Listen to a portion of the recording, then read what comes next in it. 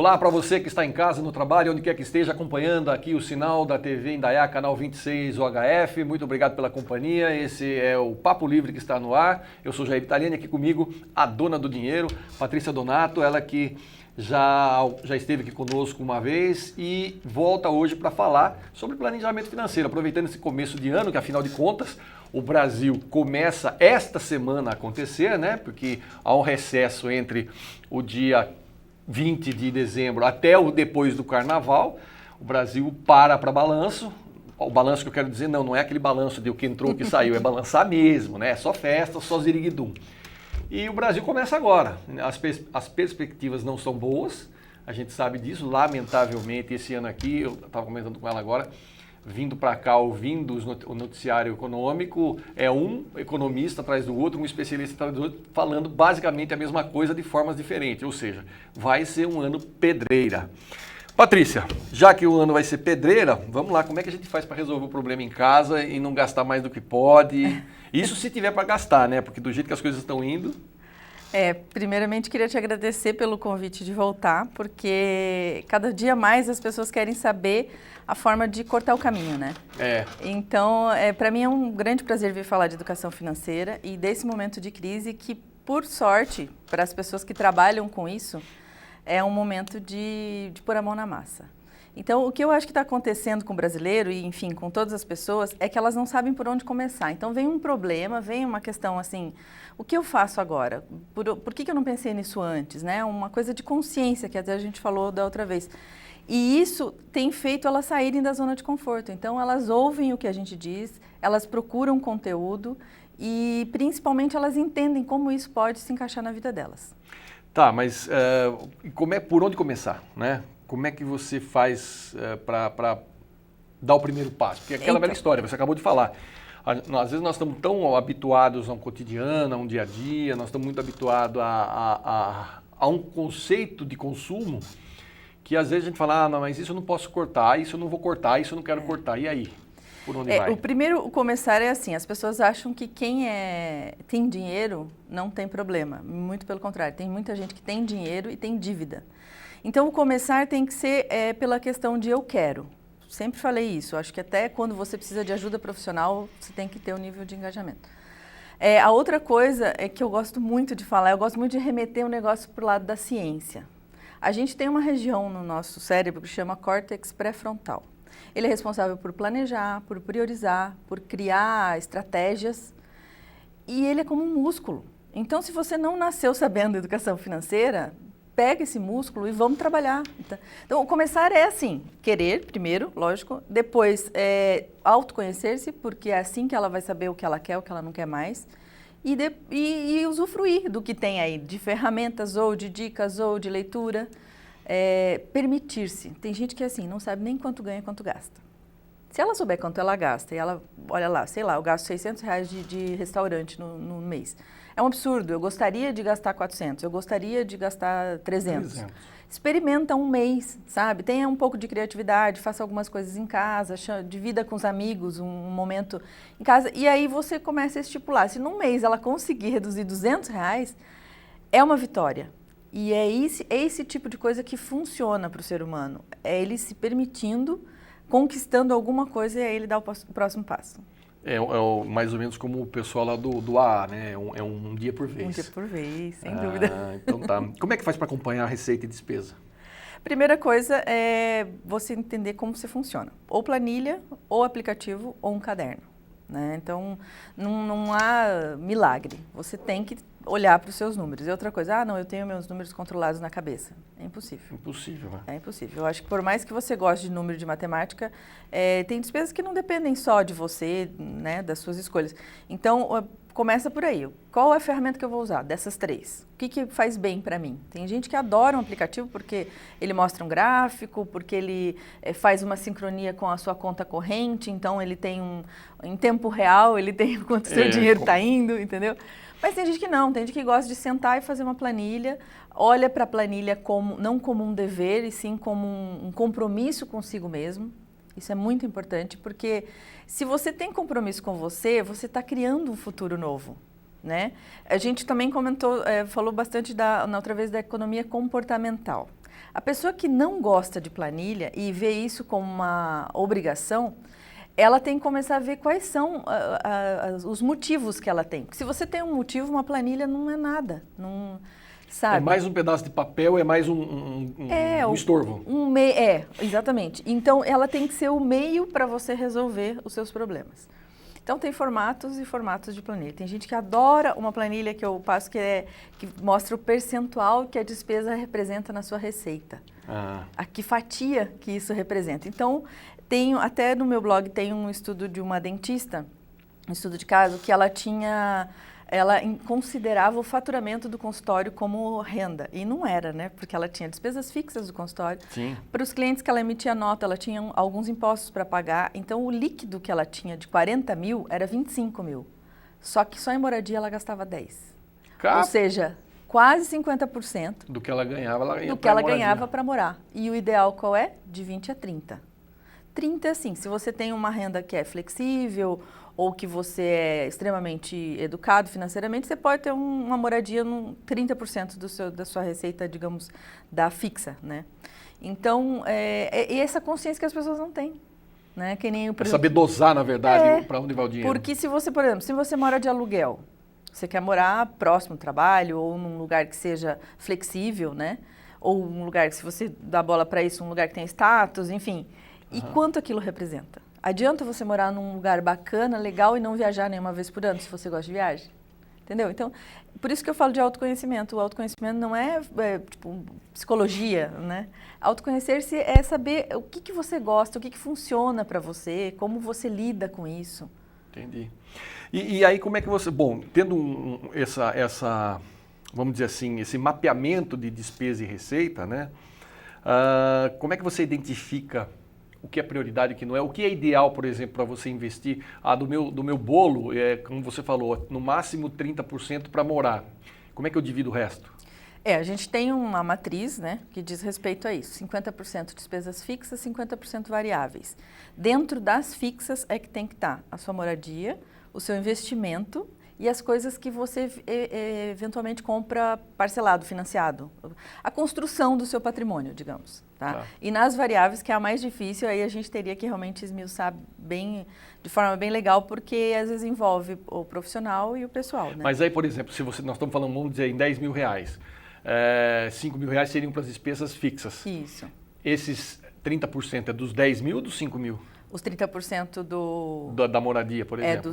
Do 10. Dos 10, Isso. Tá. Dentro dos 50 de fixas está a fatia da moradia. Então, e morar significa aluguel, condomínio, PPTU... Ou financiamento, seguro da casa, tudo aquilo para você manter um lugar que você mora. Né? Entendi. Então, tudo que for relacionado à moradia não pode passar dos 30%. De 30%, no limite. Entendi. O ideal é 20%. Não, para você que ganha um salário mínimo, você deve estar bem, né? Casinha do cachorro, o cachorro deve estar cobrando de você um aluguel fabuloso, não vai dar certo, né? Infelizmente a realidade é muito dura. Né? E aí tem a relação com a crise, por exemplo. As pessoas também esquecem que a gente precisa ter reserva.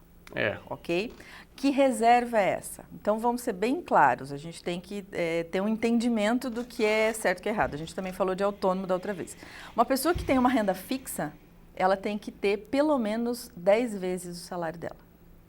Por que 10 vezes? Como assim? Não entendi. Vamos lá, volta. Reservas. Uma reserva de 10. A sua reserva tem que ser de 10 vezes o 10 vezes o seu salário se você tem um emprego fixo. Se você é uma pessoa assalariada e que tem, na verdade, dependência de terceiros. Vamos lá, se você ganha R$1.000 por mês, você tem que ter pelo menos 10 guardado. 10 mil guardado. Para quê?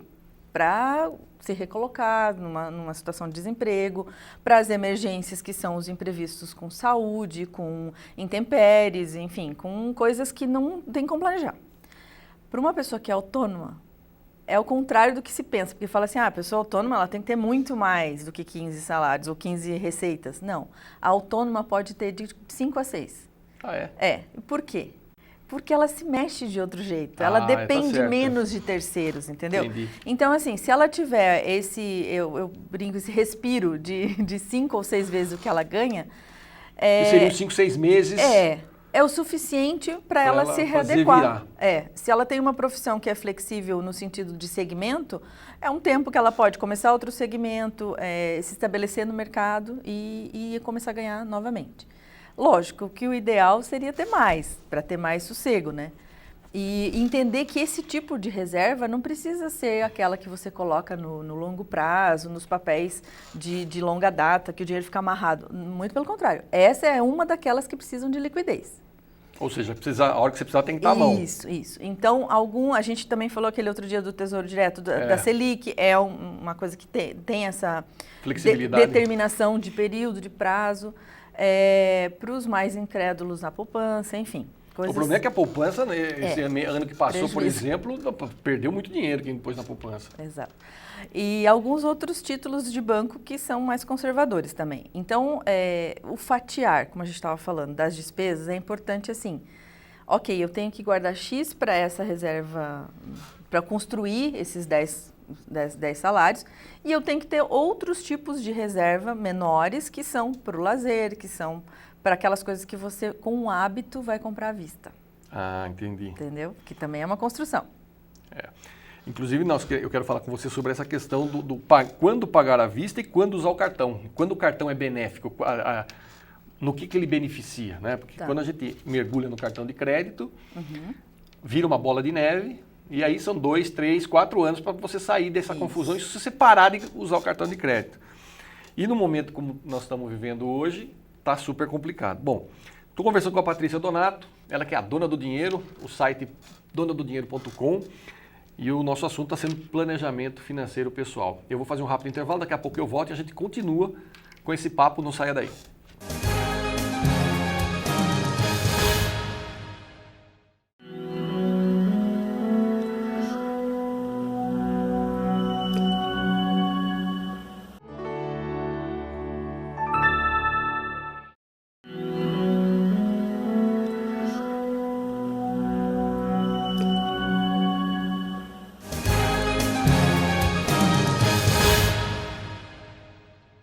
Estamos de volta com o nosso Papo Livre. O papo hoje é com a Patrícia Donato, da donadodinheiro.com. Nós estamos falando sobre planejamento financeiro pessoal. No primeiro bloco, nós abordamos justamente essa questão de como fazer esse controle, a importância de você saber o quanto você ganha, quanto você gasta, não ter o olho maior que o bolso e por aí vai. E agora a pergunta que eu faço é o seguinte: como é que a gente faz para trabalhar essa questão do pagar à vista e pagar no cartão? Quando o cartão é útil? Quando que ele é, vamos dizer assim, ele é um benefício e não um peso na vida da gente? O que eu digo normalmente para as pessoas é que assim, primeiro você tem que saber usar tanto cartão quanto dinheiro. Se a educação ainda não chegou lá, a pessoa não está preparada para isso, existem alguns macetes que a pessoa pode criar para não se boicotar, né? Se ela compra por compulsão ou por impulsão. Por compulsão, ela precisa de ajuda psicológica, porque isso é uma doença. Comprar por comprar ou comprar por prazer é complicado. A impulsão, ela pode pegar um post-it, um adesivinho e colocar no cartão de crédito escrevendo algum objetivo de vida dela. E com isso, toda vez que ela sacar do cartão de crédito para uma compra não planejada, ela vai pensar 2 vezes. A outra coisa que é muito importante fazer, por exemplo, a pessoa que sai para passear e aí acaba vendo coisas que queria comprar, é ela lembrar que ela precisa pelo menos ter 1 ou 2 preços para comparar. Exato, porque hoje em dia as compras pela internet acabam sendo às vezes mais baratas porque não tem a despesa da loja física e a qualidade, né? Hoje em dia as pessoas que compram por preço somente é complicado nesse sentido. Ela vai ser um consumidor frustrado e ela vai ter que comprar de novo logo. Então, o planejamento é muito bacana, mas quando a pessoa já está na rua e compra com dinheiro, compra com cartão, o cartão ideal seria ter um propósito específico. Por exemplo, as pessoas que são autônomas e usam muito carro, combustível, até para mensurar isso para o trabalho, seria interessante usar o cartão para ter um autocontrole. Você tem numa fatura só todo um relatório do seu tipo de gasto. Consome. Exato. Com relação a dinheiro, se você também tem uma rotina que é variável, o ideal seria você destinar um valor semanal. Porque é o único jeito de mensurar, olha, eu vou reservar R$200 para essa semana, para café, para estacionamento, para reuniões, para, enfim, almoço de negócio. E aí você vai mensurando aquilo, entendeu? Aham. Senão, a pessoa teria que... O ideal seria comprar coisas à vista. E tem gente que fala assim, ah, mas eu junto para comprar, digamos, um eletrodoméstico e chega na hora eu não consigo negociar.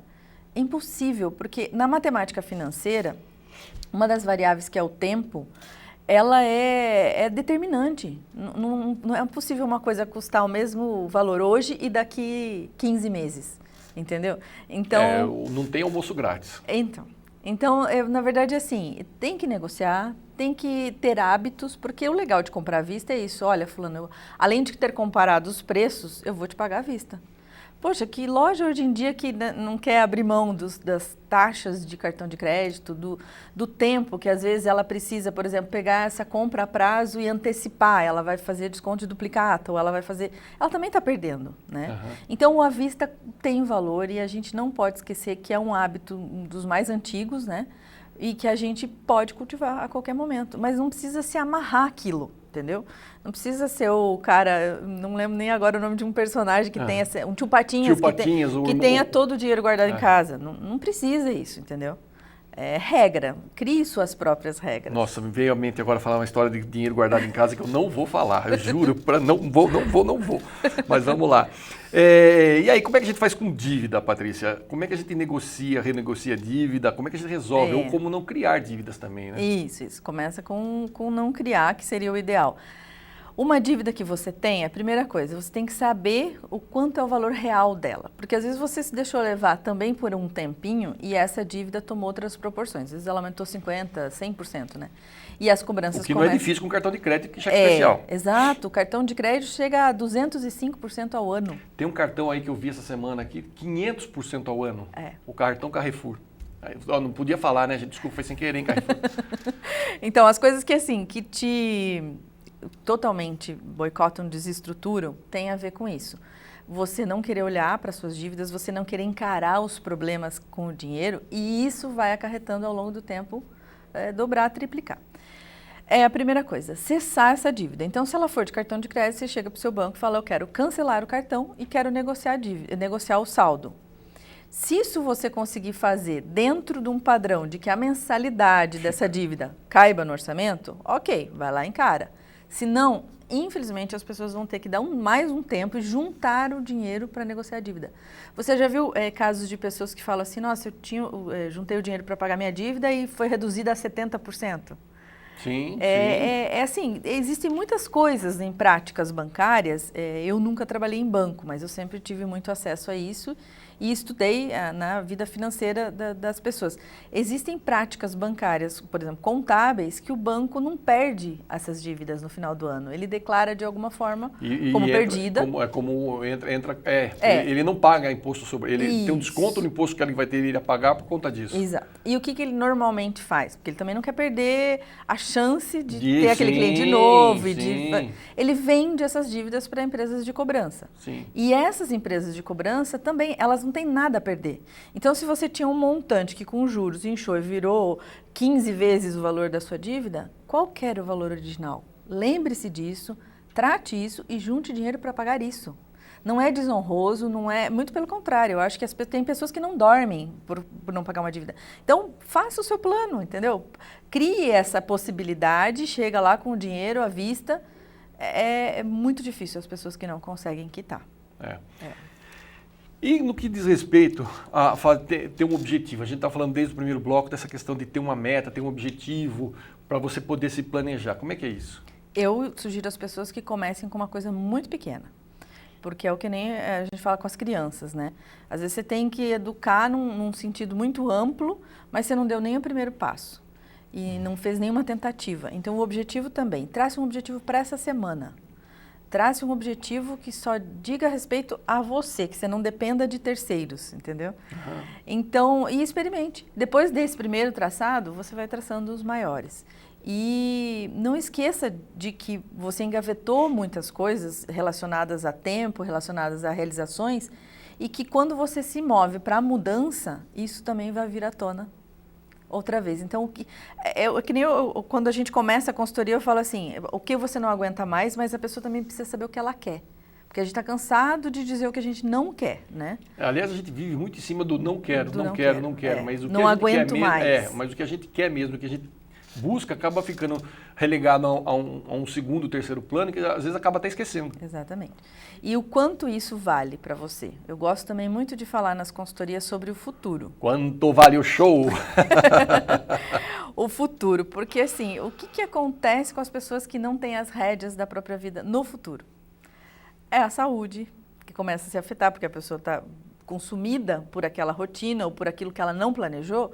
A saúde responde, a questão de realização, né? Que ela quer ajudar a família ou que ela quer realizar para ela mesma a partir de um momento que é só dela. Então, reflete em tudo isso, o futuro das famílias, a educação que a gente dá para os nossos filhos também, acho que é fundamental. Então, o cuidar do dinheiro não diz respeito só a consumo, né? Lamentavelmente. Mas a gente acaba levando isso muito em conta, né? Até porque nós vivemos numa sociedade absurdamente consumista e ela é alimentada por essa questão do consumo. Então a gente acaba, muitas vezes, se perdendo, né, nessa questão do consumo e deixando de lado muitas coisas que seriam interessantes, o que são sonhos, o que são ideais por conta do consumo, né? Exatamente. Eu até comentava com ela agora há pouco que no noticiário, o pessoal, no noticiário econômico, durante a crise de 2008, qual foi a grande saída dos países? Foi o que justamente estimular o consumo, assim como no Brasil. Baixa imposto disso, daquilo outro, põe dinheiro no mercado e vamos consumir. Só que isso é um remédio de curto prazo, porque a hora que você se endividar, você tem uma capacidade de endividamento. Nós falamos sobre isso o programa todo hoje. A hora que você atingir aquele estágio, você não tem mais o que comprar. Então você não compra um carro todo ano, você não compra uma casa todo ano, não é? Então você não faz uma estrada todo ano. Então existe todo um limite. E aí a hora que chega nesse limite, acontece o quê? O que está acontecendo hoje no mundo inteiro. Tem país que está tendo deflação, não é nem inflação, é deflação. Aí o que eles fazem? Eles diminuem o juro da dívida pública, enfim, as pessoas vão até lá injetar dinheiro, né? Se viram, eles fazem os bilhões de coisa. E o Brasil está subindo o juro, por quê? Porque o investidor de fora venha colocar dinheiro aqui. Ou seja, como diz um amigo meu, o Brasil está muito barato para quem tem dinheiro, ou seja, que são os investidores estrangeiros. Então, assim, mas para nós que estamos vivendo o dia a dia aqui, comprar o arroz, o feijão, gente, o tomate teve um aumento de 70% nos últimos 12 meses. Ou seja, se você comprava tomate por um real, você está comprando agora por 70. Isso é absurdo. Então, tem até um amigo meu que brinca assim, que diz que o cara chegou no supermercado, mãos ao alto, o cara falou assim, o dinheiro está todo no caixa. Não, eu quero tomate, fica com o dinheiro. Eu não quero real, eu quero tomate. Então, é coisa complicada. E com relação ao consumo também, Jair, se me permite, claro. As pessoas também, quando eu falo no longo prazo, no médio prazo, as pessoas também se esquecem assim de determinar. Se ela determina um objetivo, se ela não determina um objetivo, é como se ela tivesse sem combustível numa máquina, certo? Ela não tem como andar. O objetivo é o que move a pessoa, independente do tamanho que seja. O que pode ser até relacionado à produtividade, à melhoria de vida. Essa semana eu quero acordar mais cedo, eu quero fazer alguma coisa que me beneficie. Com o objetivo claro, a pessoa tem que aí partir para uma evolução, certo? Então, por exemplo, com relação ao consumo, se tem um objetivo e ela vai passear e ela gosta daquele tênis de marca, não sei o quê, ela vai pensar 2 vezes antes de comprar. Entendeu? E não se deixar levar por esse consumismo que a gente estava falando da questão de crise, porque assim, consumo não pode ser para te dar prazer, não pode ser para te compensar. Né? O que acontece? Às vezes, em função do que o outro tem, em função de se você valorizar status, porque eu já tenho hábito de comprar roupas de marca, ou porque eu quero um carro que seja mais bacaninha e tal. O que adianta? O status se você não está de bem com a sua consciência, né? Você vai comprar alguma coisa que você não quer, ou porque o outro, né, vai valorizar, com dinheiro que você não tem para agradar alguém que você não gosta, porque você está se comparando com um cara porque provavelmente você não está nem aí, não né? está nem aí, Então, esse tipo de consciência tem sido fundamental para as pessoas mudarem a forma de ver o consumo. Entendeu? E de se posicionar e de ter prazer nas coisas que fazem com a vida delas e não com o consumo delas. Tá certo. Patrícia, obrigado pela participação. Foi muito legal trazer você mais uma vez aqui. Tenho certeza que o pessoal de casa aí também gostou tanto quanto eu desse papo, porque, como eu disse, estamos começando o ano, nada melhor do que começar o ano colocando a casa em ordem, colocando as finanças em ordem. E volte outras vezes. Ok. Eu agradeço a participação e voltarei. Tá legal. Você aí de casa, obrigado pelo carinho da audiência e da paciência. Eu fico por aqui. A gente se vê no próximo encontro. Até lá, fique com Deus, muita paz. E não esqueça, acompanhe a nossa programação ou continue acompanhando a nossa programação aqui na telinha do canal 26. Fui!